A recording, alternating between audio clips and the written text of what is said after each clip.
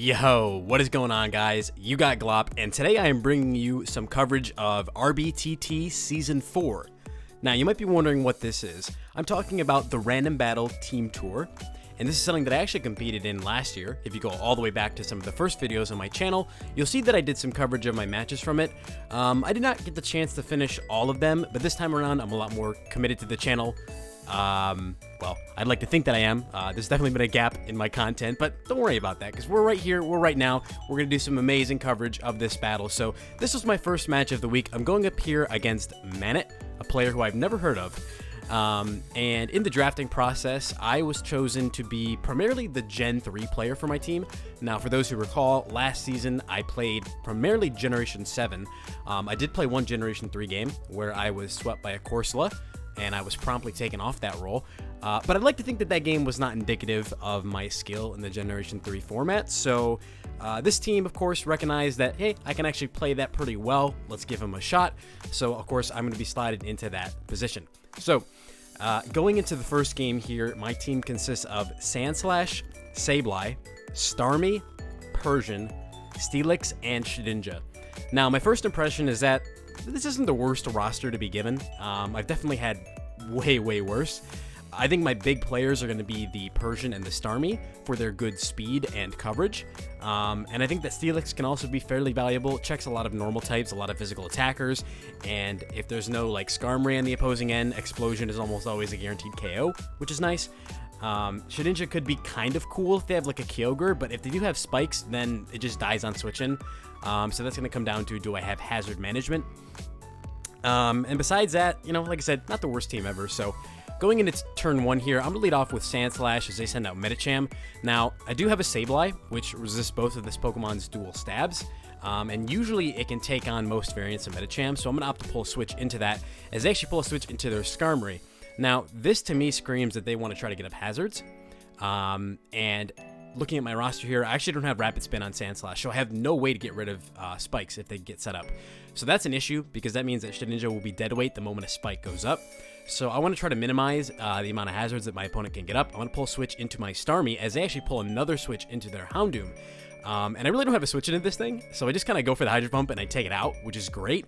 That thing pretty much messed up every Pokemon on my team, so it's really great to have that out of the way this early on. But of course, I do run the risk of missing the Hydro Pump. The other aspect of that too is that if I switch out and they go for Pursuit, that's really bad, because now Starmie's at a low amount of HP, and it's looking like Starmie fares very well into their team. So they're going to send out Walrein in response here. I'm going to go for the Thunderbolt, as they go for a Toxic, and I kind of thought that this was a bad play. Starmie, of course, has Natural Cure, so it's not like this Toxic is really going to be doing meaningful damage. However, I also have to note here that since they went out to Walrein, this looks to be like their best response to Starmie, which tells me that this Pokemon is very valuable to keep versus them. So what I'm actually going to end up doing here is pulling out a switch into my Persian, I believe, because I don't want this thing to take any extra toxic damage, and they might have Protect, which can just add up the damage, as they actually reveal Doug Trio, and this is huge, because if I'd gone for Thunderbolt in that position there, and they went out the Doug Trio, I'm trapped in with Arena Trap, and I have Toxic on me. So normally I could switch out and get rid of the Toxic, but with Arena Trap, I can't get rid of that. Meaning that if this is a substitute variant of Doug Trio, that they could just sit in, click sub a million times, and then I would lose my Starmie, because they could put me in range of Earthquake after repeated Toxic damage. So it's a good thing that I made this switch. Now, of course, here I'm trapped, so I just have to go for the return. I really can't do anything. I can't predict a switch out. So they get a relatively free Skarmory here.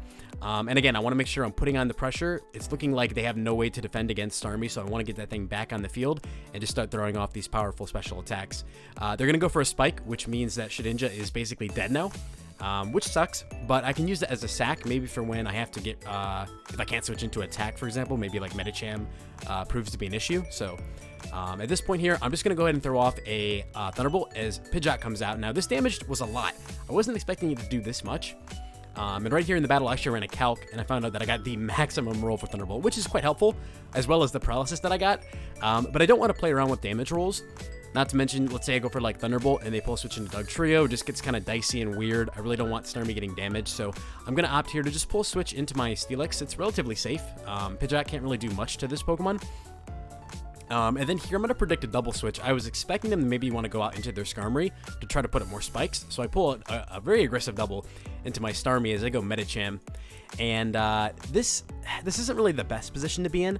Medicham, a lot of times will have Choice Band in Gen 3 random battles. So I wanted to scout for a potential Choice Band Shadow Ball. For those who don't know, Shadow Ball is actually physical in Generation 1. So it gets a boost from the Choice Band as well as Medicham's pure power. So I don't want to take that attack. I'm going to go out into my Persian, and they go for Rock Slide. Now I saw this damage and I was too lazy to calc here. I don't know why, but I kind of just assumed that they were banded, and so I figured that they would probably want to switch out, not wanting Medicham to take a return.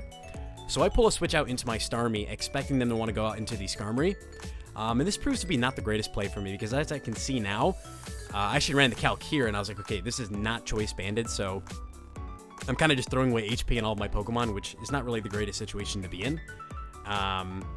So at this point, I don't want Starmie taking any additional damage. I'm going to pull switch out into my Sand Slash as they make a nice read and they go for a Brick Break. So they're kind of catching me, slipping here, knowing that I probably wasn't going to risk the Sableye there. So nice play in their end.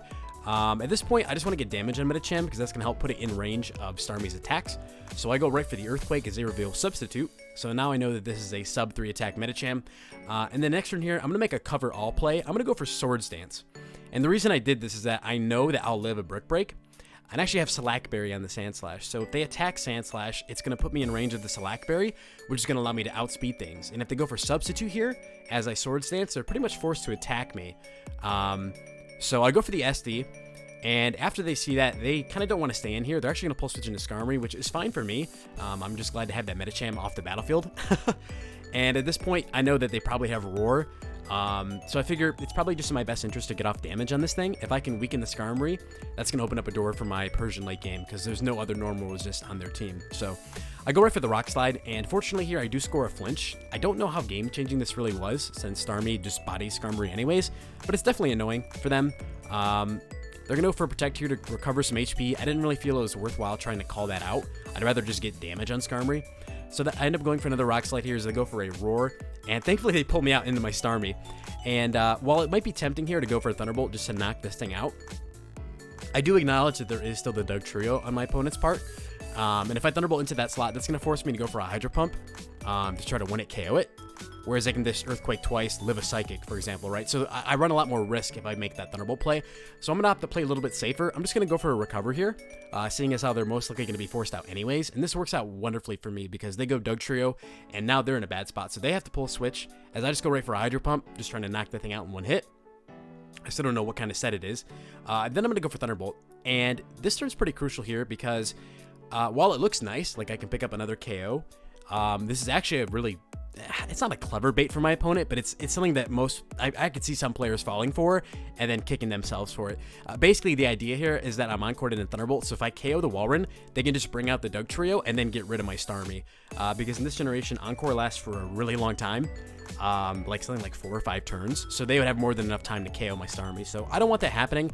I think that this is a great opportunity here to just sack off the Shedinja, knowing that it dies on switching anyways, and that way I can actually get rid of the Encore and then bring Starmie back out to pick up the KO with another Thunderbolt. So that's exactly what I end up doing here. I just sack off Shedinja, go for the Thunderbolt, knock out Walrein, and I believe here they're forced into their Pidgeot. Yep. And again, I don't want Starmie taking any unnecessary damage. This thing is looking very primed to sweep, so I'm actually going to go out the Sand Slash. I figured that if they went for Return or Aerial Ace, I would actually get put in my Static Barrier range, and that's going to allow me to get off a Rock Slide onto the Pidgeot or the Skarmory. As I actually pull a switch into Medicham, which works great for me.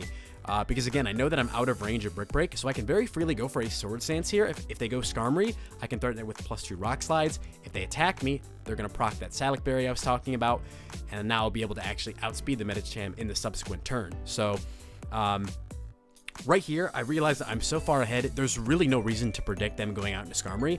In fact, it's actually in my better interest just to go for this Earthquake, because if I get rid of Medicham, Starmie just wins like on the spot right here. So I just go for Earthquake as they stay in.